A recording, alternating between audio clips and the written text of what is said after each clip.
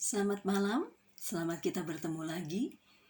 Hari ini tanggal 2 April 2020. Kita mengucap syukur kita masih ada dan kita siap mendengar kembali renungan firman Tuhan di mana keadaan saat-saat ini begitu mencekam karena kita harus selalu ada di rumah. Tetapi hal itu tidak membatasi kita untuk kita belajar tentang firman Tuhan. Ya, kita bisa dengar melalui channel-channel media sosial dan di situ ada kebenaran firman Tuhan. Tetapi hati-hati karena hari-hari ini juga kita tidak tahu firman yang benar atau itu hoax seperti biasa dikatakan, atau karena di akhir zaman akan ada ajaran sesat yang akan datang. Tetapi kita bersyukur kalau kita masih diberikan kebenaran firman Tuhan, itu berarti kita masih dibukakan, kata Amos katakan. Hari ini kita mau belajar tentang Ayub 23 ayat 10. Karena ia tahu jalan hidupku, seandainya ia menguji aku akan timbul seperti emas. Kita semua sudah mengetahui kisah seorang Ayub. Apa yang membuat Ayub sanggup bertahan melewati semua ujian yang Tuhan berikan? Dan mengapa Tuhan harus menguji kita manusia?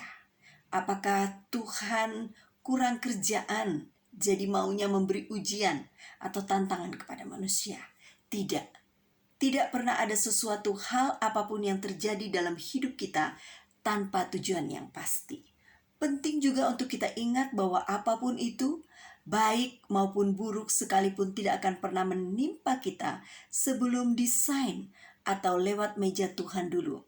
Kalau itu sesuatu yang buruk yang harus kita lewati, maka Tuhan akan memberikan kekuatan yang cukup dan untuk kita lewatinya. Sebelum iblis mencobai Ayub dengan derita yang luar biasa sekalipun, Tuhan terlebih dahulu tahu dan mengizinkan penderitaan terjadi pada Ayub. Ayub 2. Pada akhirnya Ayub tetap bertahan dan dapat timbul seperti emas. Apa artinya timbul seperti emas? Emas murni bukanlah emas yang kita kenal dalam bentuk-bentuk yang ada di pasaran seperti kalung, cincin, atau perhiasan lainnya.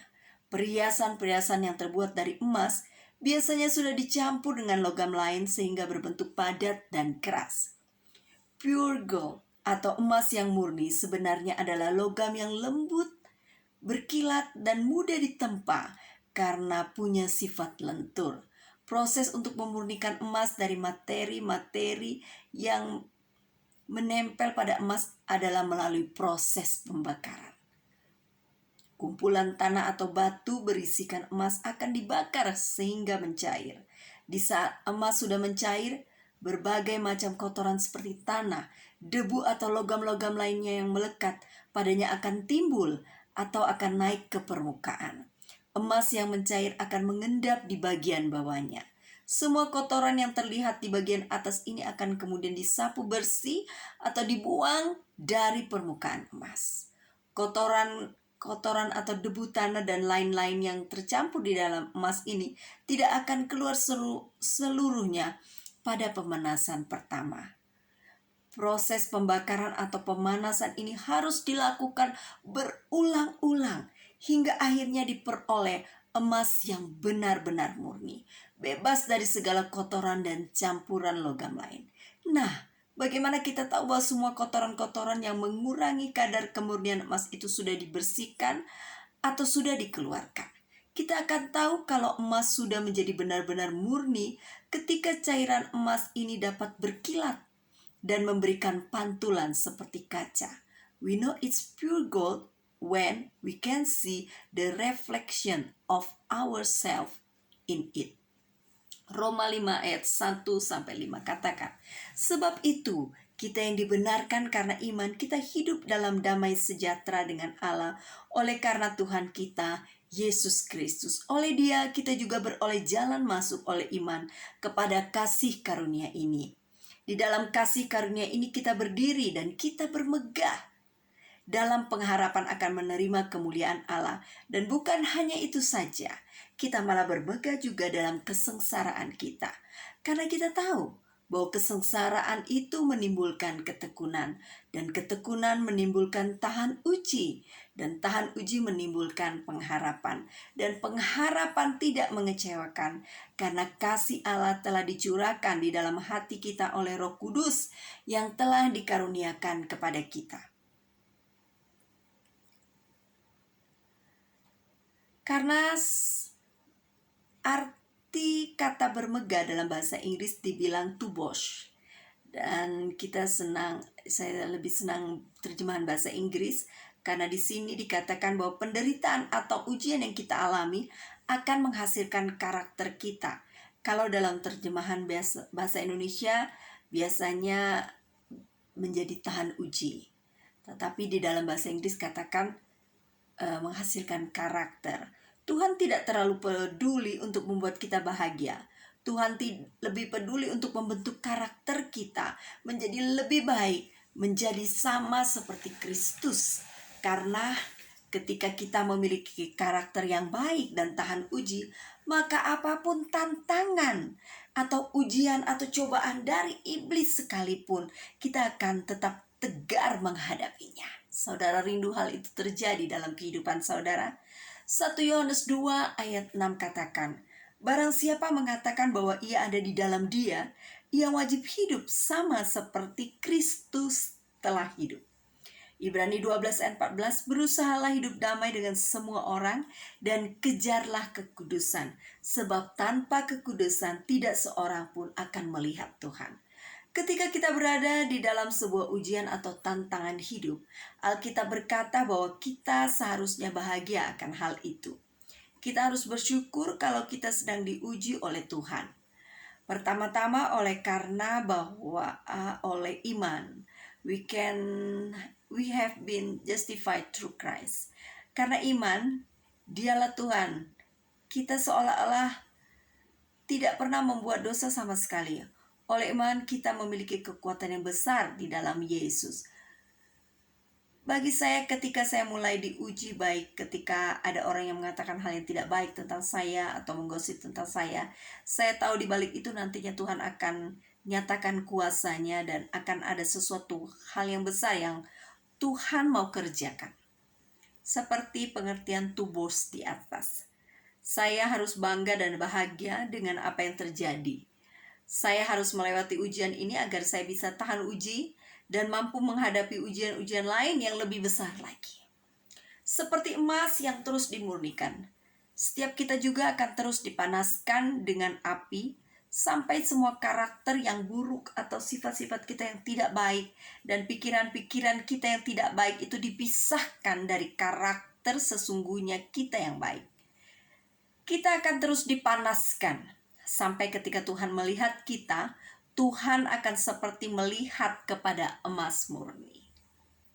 Tuhan haruslah melihat pantulan wajah dan karakter Tuhan sendiri yang penuh cinta, penuh kasih di dalam kita. Tuhan ingin melihat karakternya sendiri yang penuh dengan pengampunan, ramah, cepat untuk memaafkan, dan penuh kasih sayang di dalam diri kita. Selama kita masih belum tahan uji, maka kita akan terus berada di dalam api peleburan yang panas. Sifat-sifat dan karakter hidup yang tidak baik harus dimunculkan ke permukaan untuk dapat dibersihkan dan dibuang. Cuma dengan tantangan atau masalah saja, karakter atau sifat kita yang tidak baik dapat muncul ke permukaan. Roh Kudus yang Tuhan tempatkan di dalam diri orang percaya akan memampukan kita untuk membersihkan semua debu-debu dan kotoran yang menempel pada kita sampai kita menjadi emas yang murni. Belajarlah untuk mengerti perbedaan akan suara iblis dan suara Roh Kudus. Iblis atau setan itu ada dan nyata. Mereka harus diakui keberadaan mereka, tetapi mereka juga harus dilawan dengan nama Tuhan Yesus Kristus, in the name of Lord Jesus Christ. Kita harus meyakinkan iblis bahwa dia sudah dikalahkan oleh Yesus Kristus dan kuasanya tidak berlaku lagi di dalam kita. Karena Yesus ada di dalam kita. Amin, saudara. Dia lebih besar di dalam kehidupan kita. Dia lebih besar dari kuasa iblis. atau setan yang ingin mengganggu kehidupan kita. Iblis akan menuduh kita dengan berbagai cara dan membuat kita tidak mau lagi bahkan diuji karakter kita. Untuk karakter kita diuji, iblis akan mencoba berbicara membuat kita merasa bersalah karena tidak bertahan di dalam ujian. Iblis akan mencoba membuat kita berpikir bahwa inilah akhir dari segalanya dan Tuhan tidak akan melakukan apa-apa. Iblis akan membuat kita untuk jatuh di dalam ujian. Iblis akan membuat kita mulai mempersalahkan Tuhan, mulai bertanya kepada Tuhan mengapa dan mengapa. Iblis sedang menuduh. Iblis ingin membuat kita untuk jatuh dan kita tidak bisa mengakui bahwa Tuhan tidak bisa berbuat apa-apa di dalam kehidupan kita. Kalau kita mengakui keberadaan Tuhan, itu iman itu timbul. Kita percaya bahwa Tuhan lebih besar dari alam semesta ini. Tuhan sanggup melakukan apapun, khususnya di hari-hari ini menghadapi virus corona. Ya, COVID-19. Kita tidak tahu apa yang ada di depan kita.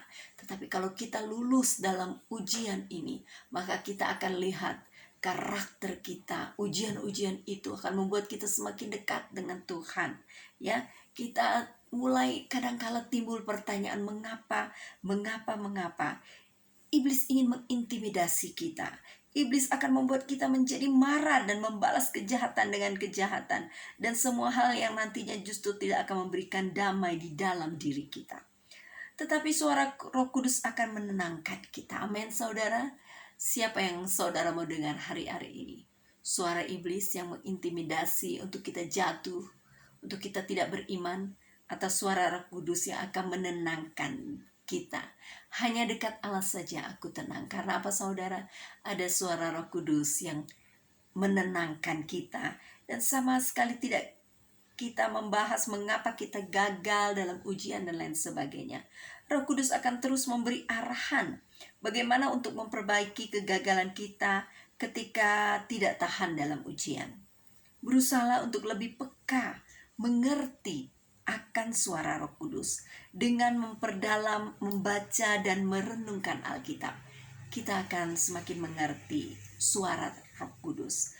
Maka firman Tuhan akan tinggal di dalam kita.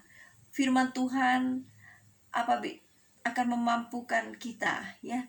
Firman Tuhan yang tinggal di dalam hati dan pikiran kita. Amin, saudara. Firman itu harus tinggal di dalam hati dan pikiran kita.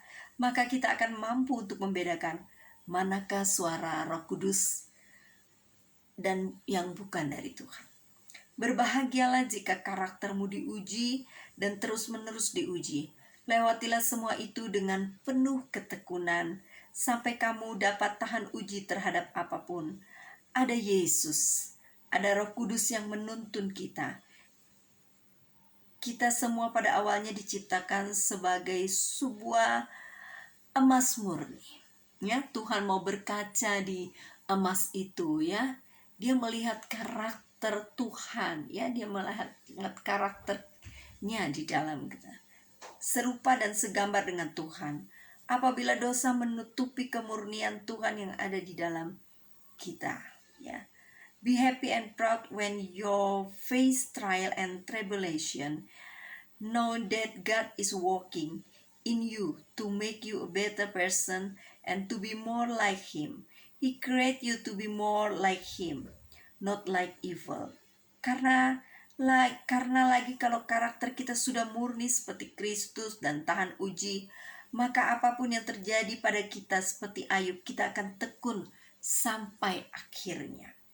Perlahan demi perlahan, Tuhan mau mengubah karakter hidup kita hingga lembut, berkilat dan memberi pantulan wajah dan karakter Tuhan sendiri seperti sebuah emas murni. Shout about it, boast about it, tell yourself proudly, oh man, God is gonna do something big through me. I know that this trial and tribulation production a Christ-like character. I would not be mad or be upset or asking God why and why. No, I'm just gonna chill keep calm and have faith and be kind with everyone. I'll take the challenge. The challenge will change me to be better person, to go to the higher level, to be a pure gold. 1 Petrus 1 ayat 7 katakan, maksud semuanya itu ialah untuk membuktikan kemurnian imanmu yang jauh lebih tinggi nilainya daripada emas yang fana, yang diuji kemurniannya dengan api, sehingga kamu beroleh puji-pujian dan kemuliaan dan kehormatan pada hari Yesus Kristus menyatakan dirinya. Saudara mau seperti Kristus, seperti emas ya. Mari kita terus menerus kita datang kepada Tuhan ya. Ketika Tuhan memurnikan hati kita jalanilah dengan rela dan sukacita. 1 Petrus 1 ayat 6-7. Bergembiralah akan hal itu, sekalipun sekarang ini kamu seketika harus berduka cita oleh berbagai-bagai pencobaan. Maksud semuanya itu ialah untuk membuktikan kemurnian imanmu yang jauh lebih tinggi nilainya daripada emas yang fana, yang diuji kemurniannya dengan api, sehingga kamu memperoleh puji-pujian dan kemuliaan dan kehormatan pada hari Yesus Kristus menyatakan dirinya.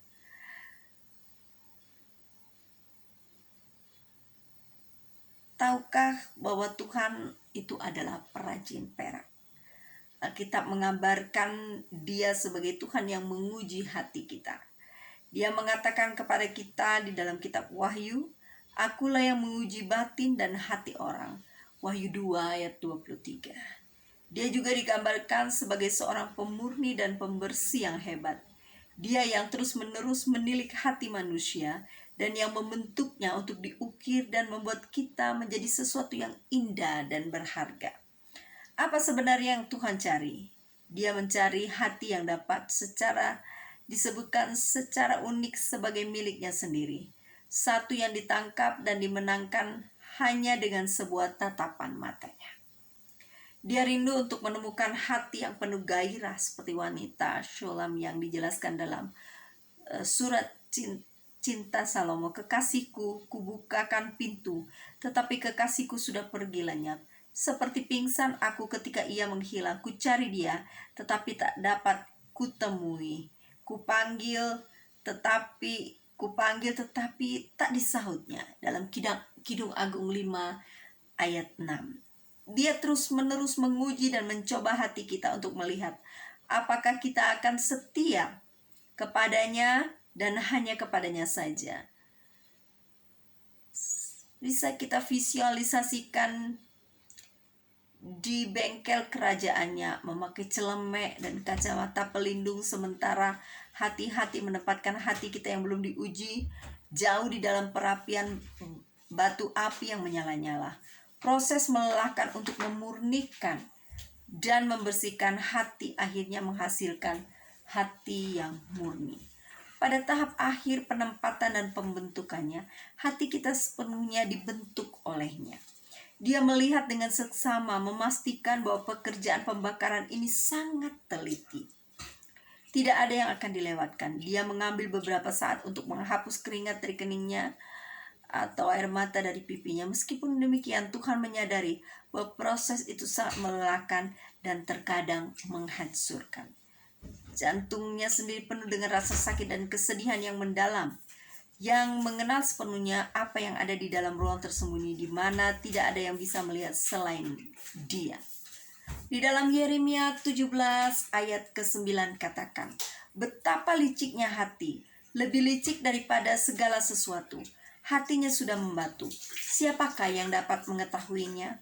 Mata tajamnya menembus seperti sinar laser, melesat melewati semua tampilan luar dan mengasah setiap niat yang murni dan setiap tujuan yang sudah dirancang. Tangannya yang lembut mendorong sisa debu yang tersisa saat cahaya memperlihatkan motif yang salah atau ada niat jahat. Semua gerakan ditimbang, dianalisa, dan dibawa ke pemeriksaan Roh Kudus secara tak henti-hentinya. Di dalam Ibrani 4 ayat 12 katakan, Sebab firman Allah hidup dan kuat dan lebih tajam daripada pedang bermata dua manapun. Ia menusuk amat dalam sampai memisahkan jiwa dan roh, sendi-sendi dan sumsum. Ia sanggup membedakan pertimbangan dan pikiran hati kita. Mengapa dia melakukannya? Dia melakukannya karena dia melakukannya terus-menerus membakar kotoran itu. Kita tidak dapat menjadi tembus pandang atau transparan. Kita harus bisa melihat dan terlihat, sehingga kita dapat lebih dan lebih lagi mencerminkan kemuliaan yang indah dari Tuhan kita, Yesus Kristus. Yang paling pasti Tuhan kita adalah Maha Guru pengrajin perak. Keinginannya adalah pengujian yang terjadi terbukti benar untuk memenuhi mandat akhir zaman, mempersiapkan gereja yang kudus dan tidak bercela. Efesus 5 ayat 27. Dan aku melihat kota yang kudus, Yerusalem yang baru, turun dari surga dari Allah, yang berhias bagaikan pengantin perempuan yang berdandan untuk suaminya. Wahyu 21 ayat 2. Apakah kita sedang merasakan panasnya api pemurnian itu? Izinkan kita untuk terus menyerahkan diri pada proses Tuhan itu. Izinkan Dia untuk membuktikan kepada kita dengan menyulut hati kita dengan semua api yang menghanguskannya itu. Itulah satu-satunya cara Tuhan mengetahui siapa yang benar-benar miliknya sendiri dan yang bukan miliknya. Maukah kita mengizinkan Sang ahli perak itu, Tuhan, membentuk dan membuat hati kita menjadi serupa dengan citra putranya Yesus Kristus yang telah diadili dan ternyata benar. Puji Tuhan. 2 Petrus 1 ayat 17 katakan, kami menyaksikan bagaimana ia menerima kehormatan dan kemuliaan dari Allah Bapa ketika datang kepadanya suara dari Yang Maha Mulia yang mengatakan, inilah anak yang kukasihi, kepadanya lah aku berkenan. Puji Tuhan. Biarlah kita terus belajar untuk dimurnikan setiap hari oleh Tuhan. Dia tahu siapa kita dan Dia rindu agar kita terus menjadi orang-orang yang murni. Walaupun kita saat-saat ini seperti ada di dalam dapur api, tetapi itu adalah untuk membuktikan kemurnian iman kita. Ya, kita ada di dalam api kekekalan, api penderitaan. Ya, Petrus katakan 1 Petrus 4 ayat 12, saudara-saudara yang kekasih, janganlah kamu heran akan nyala api siksaan yang datang kepadamu sebagai ujian, seolah-olah ada sesuatu yang luar biasa terjadi atas kamu. Paulus meyakinkan kita bahwa memang setiap orang yang mau hidup beribadah dalam Kristus Yesus akan menderita aniaya. 2 Timotius 3 ayat 12. Dan Yakobus membuat pernyataan yang luar biasa.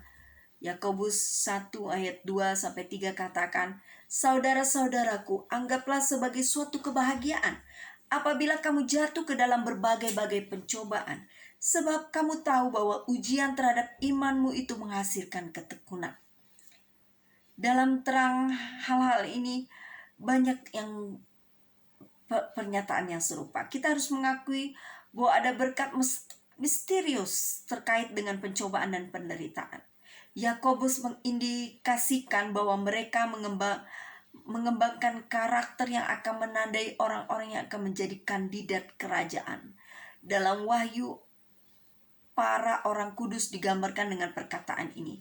Yang penting di sini ialah ketekunan orang-orang kudus yang menuruti perintah Allah dan iman kepada Yesus. Wahyu 14 ayat 12 katakan, sudah barang tentu ketekunan adalah persyaratan dari mereka yang akan ditebus dari dunia ini. Yakobus berkata bahwa ketekunan didapatkan lewat ujian dan pencobaan. Ini dengan jelas mengajarkan bahwa penderitaan mungkin sungguh sebuah proses pembentukan untuk persiapan menuju surga. Daud yang juga banyak menderita akhirnya sampai pada kesimpulan luar biasa ini.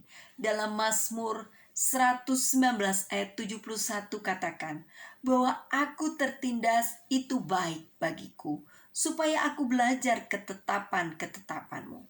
Sekali lagi dia menulis di dalam Mazmur 119 ayat 67. Sebelum aku tertindas, aku menyimpang, tetapi sekarang aku berpegang pada janjimu. Sampai seorang Kristen belajar prinsip sederhana Alkitab ini, dia akan hidup dalam sebuah keraguan yang merusakkan dan ketidakpastian. Setiap pengalaman kekecewaan akan memunculkan pertanyaan segar mengenai keadilan dan kasih Tuhan.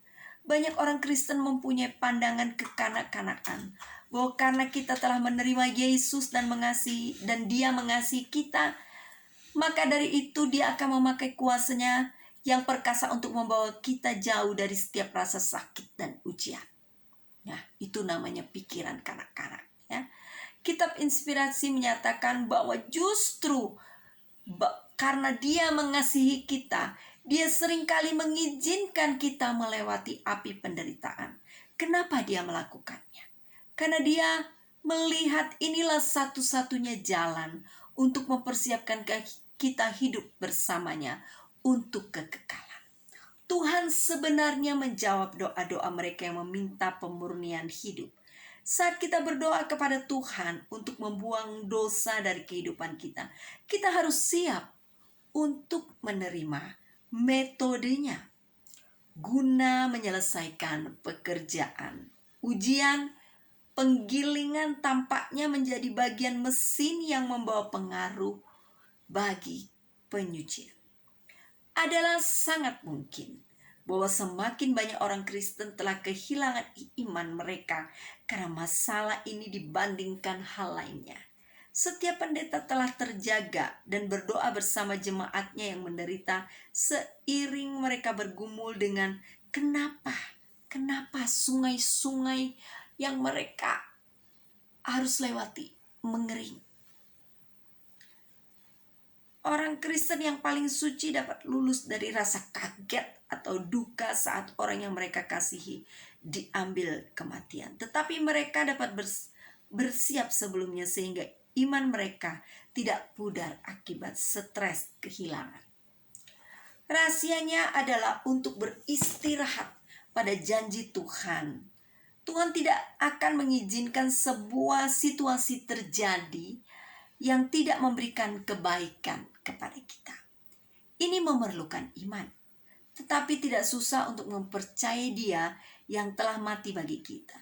Kita harus tetap mengingatkan diri sendiri bahwa Tuhan akan mengizinkan berbagai situasi terjadi yang terlihat bagi kita seperti tragedi yang mengerikan. Kita tidak akan mampu menelaah logika atau alasan di balik peristiwa-peristiwa yang terjadi. Kemampuan manusia kita akan berontak atas pikiran bahwa akan ada kebaikan dari situasi semacam ini. Ya, seringkali kita berontak, pikiran kita bertanya mengapa dan lain sebagainya. Disinilah kita harus berpegang pada firman Tuhan dan bukan hal lainnya. Inilah jurang pemisah antara orang Kristen yang dewasa dan tidak dewasa. Antara kehilangan akan lebih mendekatkan kita kepada Yesus atau menyebabkan kita berpaling padanya. Pada titik ini semua tergantung pada hubungan pribadi yang bertumbuh sebelum krisis itu terjadi. Apakah saudara sudah mempunyai hubungan pribadi dengan Tuhan?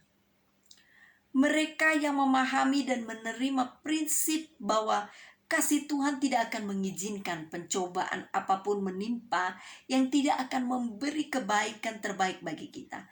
Hanya mereka yang dapat mengerti dengan jelas akan pengalaman ini. Alasan untuk percaya. Seperti yang sudah dikatakan bahwa iman saja akan memelihara kita dari ujian traumatis semacam ini. Akan tetapi iman kita bukanlah buta ataupun tanpa alasan. Kita punya pengalaman mendalam dengan Tuhan yang membuktikan kasih-Nya tidak pernah gagal. dan Dia selalu peduli pada kita. Kita dapat mempercayai Dia yang telah menjanjikannya. Kalau firman-Nya tidak pernah gagal sebelumnya, bagaimana itu dapat gagal dalam situasi semacam ini? Maka seperti Ayub, kita juga dapat berkata, meski dia membantai aku tetap aku akan percaya kepadanya. Ayub 15, Ayub 13 ayat 15 dalam terjemahan King James. Di sini kita dapat belajar sebuah pelajaran akan kepercayaan yang orang tua letakkan pada anak-anaknya kepada tangan dokter bedah. Bagaimana mereka dapat percaya anaknya pada bedahan pisau itu dan rasa sakit mengerikan akan terjadi. Dua faktor yang menjadikannya mudah bagi mereka untuk meletakkan kepercayaan semacam itu pada dokter. Mereka percaya akan kemampuan dan kesanggupan si dokter untuk melakukan operasi dengan sukses. Dan mereka percaya akan hikmat yang dimiliki untuk melakukan hal yang benar pada waktu yang tepat untuk kebaikan anak-anak mereka. Mereka juga mengetahui bahwa setelah menderita sementara berlalu, kondisi anak akan lebih baik daripada sebelum mengalami rasa sakit itu. Kalau kita dapat mempercayai seorang dokter yang mana adalah manusia yang sering gagal, mengapa begitu kita susah untuk percaya kepada Tuhan yang tidak pernah gagal? Mungkin tidak akan pernah ada anak-anak kita yang memilih untuk dioperasi, tidak peduli betapa serius kondisinya. Itu adalah karena pengetahuan kita yang lebih baik akan kasus mereka, sehingga kita serahkan mereka untuk dioperasi. Sama halnya kita juga tidak akan pernah memilih pengalaman penuh ujian dan penderitaan yang Bapa Surgawi sering izinkan terjadi pada kita. Dia mengerti kasus itu sepenuhnya dan tahu bahwa setelah melewati rasa sakit itu, kita akan lebih siap untuk masa depan yang lebih bahagia. Dan inilah paralel yang indah dalam ilustrasi tersebut. Meskipun kita seringkali harus menunggu anak kita yang mungkin harus dioperasi, menunggu berjam-jam dan lain sebagainya. Jangan pernah berpikir bahwa Bapa Surgawi kita tidak melakukan hal yang sama pada kita. Seperti hal anak kecil mungkin menangis dan menyalahkan Bapa kita karena mengizinkan operasi itu dilakukan.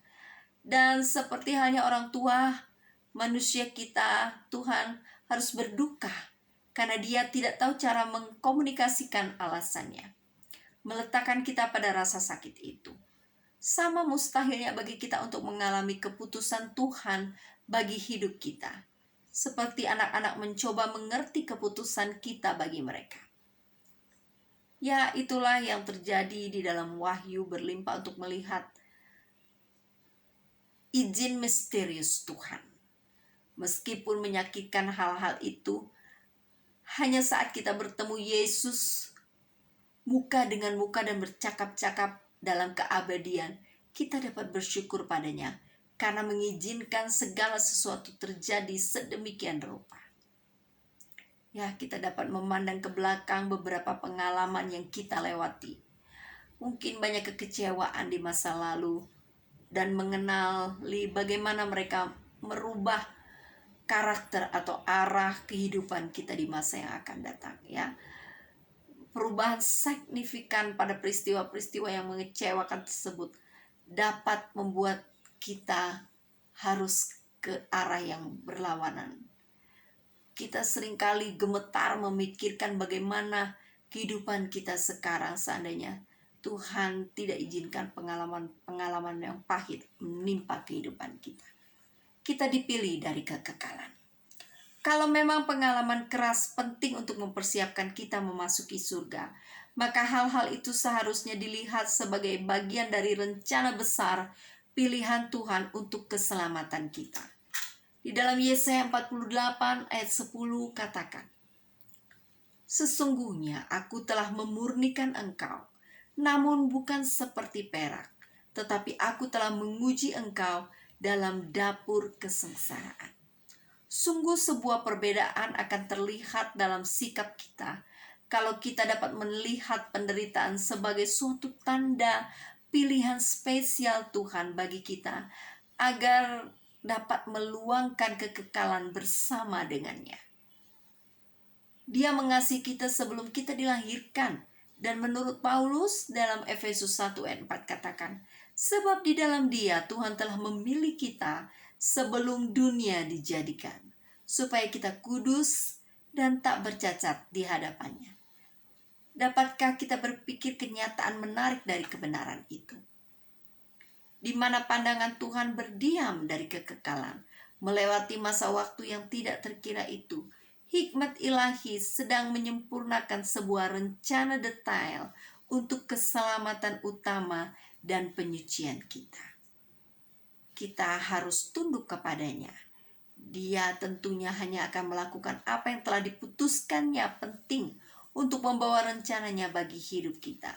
Kalau sekiranya rencana itu mengizinkan sakit terjadi di sana sini dalam kesusahan, dari waktu ke waktu, Tuhan tidak akan pernah izinkan sesuatu lebih besar terjadi daripada apa yang dapat kita tanggung. Dia akan berada di sana untuk mengukur dan memelihara suhu tungku tergantung kekuatan dan kebutuhan kita. Apakah itu terdengar seperti penjelasan yang dibuat-buat atau masalah sakit, tentang rasa sakit dan penderitaan? Itu akan tanpa keraguan bagi orang yang tidak percaya akan keberadaan Tuhan. Dia akan mengolok-olok pemikiran bahwa seorang Tuhan yang pengasih dan maha kuasa tidak turut campur untuk meloloskan pengikutnya dari semua masalah dan rasa sakit. Seringkali orang percaya tertekan berat untuk membenarkan hal yang tampak sewenang-wenang, di mana beberapa orang menderita dan kelompok lain lolos dari penderitaan. Bagaimana kita dapat menanggapi bahwa Tuhan yang adil akan melindungi semua umatnya dari segala masalah setiap saat? Terlebih dahulu mari kita mengakui bahwa Tuhan dapat melakukan hal itu. Ia punya kuasa untuk mencegah tragedi terjadi.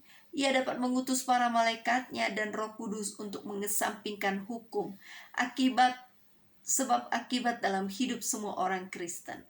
Mereka tidak akan kena pilek yang buruk, tersandung kaki atau lain sebagainya, kanker, bahkan virus-virus dan sebagainya. Apa yang akan terjadi akibat dari program itu? Jawabannya sudah pasti. Setiap orang akan berlari masuk ke kemah kekristenan agar dapat dilindungi dari permasalahan yang menimpa tubuh ini. Secara jelas dunia akan dipaksa untuk mengikuti Kristus secara murni untuk alasan fisik. Tuhan tidak membangun kerajaannya pada panggilan motif secara jasmani. Terdengar logis bahwa Tuhan harus mengizinkan hukum alam beroperasi secara adil pada semua untuk mendemonstrasikan kasih-Nya yang tak bersyarat. Orang-orang Kristen juga memiliki kelemahan genetis yang sama dengan orang-orang yang tidak beriman. Mereka juga mengalami kecelakaan dan seringkali meninggal karena penyakit yang sama yang menyerang orang yang tidak beriman. Secara fisik, apakah ada perbedaan antara orang Kristen menderita dengan orang non-Kristen? Jawaban dari pertanyaan itu tentunya harus sangat berkualitas.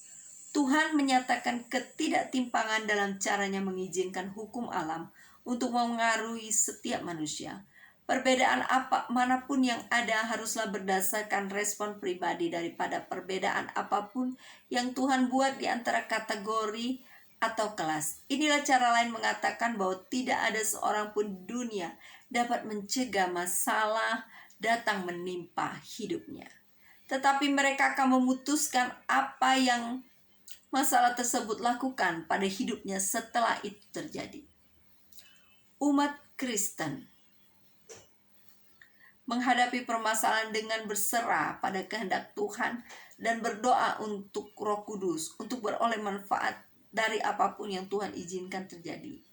Iman percaya yang demikian tidak hanya mendatangkan kekuatan untuk menanggung penderitaan dengan trauma yang lebih sedikit dalam beberapa kasus, juga untuk dipulihkan dari penderitaan. Tanggapan Tuhan pada iman yang dimiliki tiap pribadi tidak berhubungan dengan lebih menggugulkan ke sekelompok orang. Tuhan masih bekerja dalam kerangka hukum yang ada. Karena saat ini hukum rohani daripada hukum alam. Tuhan tidak terbatas pada kewarganegaraan, ras, agama. Semua yang mendekat padanya dalam iman akan berhubungan dengan sumber kuasa ilahi yang sama. Meskipun kasih Tuhan tanpa syarat, kuasa penyembuhannya tidaklah demikian. Akan tetapi kondisinya adalah sama bagi semua orang. Dan dia berusaha untuk menetapkan hukum rohani dari meminta. Percaya dan akan menerima bagi semua orang. Di sini barulah terletak penjelasan yang paling dapat dipahami manusia akan rahasia bahwa beberapa orang menderita dan beberapa tidak. Beberapa lolos dan disembuhkan, sementara yang lain menderita dan mati. Tuhan harus berurusan dengan tiap pribadi berdasarkan iman orang tersebut dan doa yang ia layangkan. Kalau kepedulian terbesar adalah agar Tuhan dapat membentuk dia dan mempersiapkan dia untuk surga, doanya akan menjadi bagi-bagi Tuhan untuk membentuk semua situasi hidupnya untuk tujuan akhir itu. Agar dapat menjawab doa dengan iman semacam itu, Tuhan mungkin akan mengizinkan pengalaman rasa sakit dan penderitaan terjadi. Sekali lagi, Tuhan harus menjawab doa tersebut menurut pengetahuan ilahinya mengenai masa depan orang itu. Hanya Dia yang dengan tepat melihat akibat dari setiap tindakan dapat secara aman dipercaya untuk mengendalikan kondisi kehidupan. Apakah berat untuk berserah kepada Tuhan yang tidak selalu menjelaskan tindakannya yang penuh hikmat? Sungguh akan mustahil untuk mempercayai Dia jika kita tidak memiliki bukti subjektif komitmennya bagi kebahagiaan kita. Tetapi setiap orang yang percaya bahwa Yesus mau wafat menggantikan tempatnya, harusnya juga mempercayai bahwa Yesus akan selalu bekerja untuk kebaikan terbesarnya. Tuhan harus menyangkal sifatnya sendiri untuk melakukan sesuatu terhadap yang Dia kasihi lebih daripada hidupnya sendiri. Inilah jaminan yang mengokohkan mereka yang menderita dalam situasi yang tidak dapat dijelaskan. Meskipun mereka tidak dapat memahami mengapa Tuhan mengizinkan kondisi semacam itu terjadi. Mereka tahu itu akan bertentangan total dengan sifat Tuhan untuk mengizinkan sesuatu hal terjadi, bertentangan dengan kepentingan tertinggi mereka. Iman mereka berani untuk percaya bahwa mereka dapat melihat masa depan sebagaimana Tuhan melihatnya. Mereka sendiri tidak akan memilih jalan lain selain yang Dia berikan. Apakah ada bukti bahwa rintangan dan kesukaran terkadang penting untuk memperoleh pencapaian tertinggi? Alam sendiri menyaksikan bahwa itu memang demikian. Banyak burung imigran harus menunggu untuk angin berlawanan yang kuat sebelum mereka dapat mencapai ketinggian yang diperlukan untuk penerbangan jarak jauhnya. Ada beberapa buah-buahan yang tidak dapat masak tanpa mereka melewati musim salju terlebih dahulu. Dapatkah kesukaran membantu kita? 1 Timotius 6 ayat 6 katakan, apakah ada jiwa-jiwa yang dapat matang tanpa dipenuhi oleh kesukaran hidup dan perlawanan? Kita pikirkan Musa yang meluangkan 40 tahun di padang gurun sebelum Tuhan dapat menggunakan dia untuk memimpin Israel keluar dari perbudakan.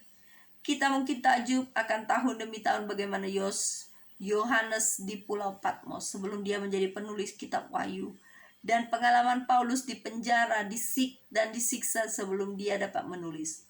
1 Timotius 6 ayat 6 katakan, memang ibadah itu kalau disertai rasa cukup memberi keuntungan. Saya percaya Paulus matang untuk kerajaan surga selama masa kesendiriannya dalam tahanan. Saya merasa Yohanes butuh istirahat dari pemeliharaan gereja yang melelahkan secara konstan. Hampir mustahil bagi manusia untuk mengetahui batas ketahanan fisik. Jarang sekali mereka berhenti tepat pada waktunya untuk mencegah kejatuhannya yang merusak. Seorang pakar alam dari Canberra melepaskan sebuah burung dara yang telah lahir dalam sangka. Pertama-tama si burung memakai sayapnya untuk terbang di sekitar ruangan laboratorium. Terbangnya berkeliling si burung dara sangat gembira dan terengah-engah. Akhirnya di tengah kelelahan besarnya, si burung menabrak dinding dan jatuh ke lantai dengan luka serius. Dari situlah ilmuwan tersebut menyadari bahwa burung dara tersebut mewarisi insting untuk terbang tetapi tidak untuk berhenti terbang. Kalau saja dia tidak rela membahayakan dirinya untuk pendaratan darurat itu, burung itu tentunya akan mati stres di udara. Terkadang Tuhan harus menghentikan orang-orang dari langkah cepat mereka sebelum mereka menghancurkan diri mereka sendiri. Trauma berhenti mendadak itu mungkin susah dipahami atau diterima. Sakit, kehilangan pekerjaan ataupun tragedi mungkin perlu diizinkan terjadi untuk memberikan waktu guna penyembuhan fisik dan rohani. Diamlah dan ketahuilah bahwa akulah Allah. Mazmur 46 ayat 11. Diamlah dan ketahuilah bahwa akulah Allah. Pada jam-jam dan hari-hari penuh perenungan pada masa pemulihan dari operasi, banyak orang telah menemukan rasa kehidupan dalam